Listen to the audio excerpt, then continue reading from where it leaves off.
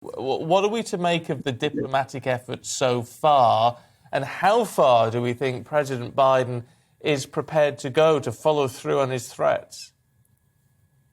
I think he's probably willing to go very far, but not to war. He's being incredibly careful to avoid anything that might make Russian and American troops fight. So he's refusing, for example, it was just announced yesterday they're pulling American trainers out of Ukraine, so there won't be any shooting. But I do think there'll be very severe sanctions if the Russians do invade. I think one question is exactly what they do. A brief military incursion would, I think, get less sanctions than the occupation of the whole of the Ukraine. And one of the issues the US government is wrestling with is the danger that if they impose the same sanctions, almost regardless of what Putin does now, if he does anything, that incentivizes Putin to be even more extreme. So I think there's sort of interesting danger of perverse incentives there.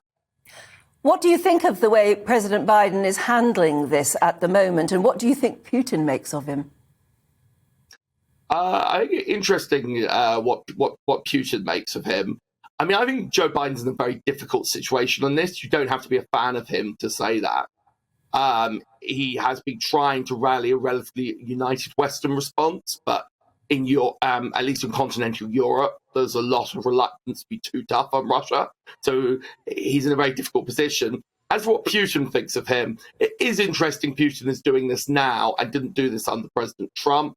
Part of it, I think, has a lot to do with the state of Ukrainian-Russian relations. But I think part of it might be there was always a slight nervousness, particularly as he was demonized for being too pro-Russia, that President Trump's incentives might be to actually start a war. So there might be a certain element of that. But I think, in fairness, I wouldn't want to be in Joe Biden's position on this. He's in a very difficult situation.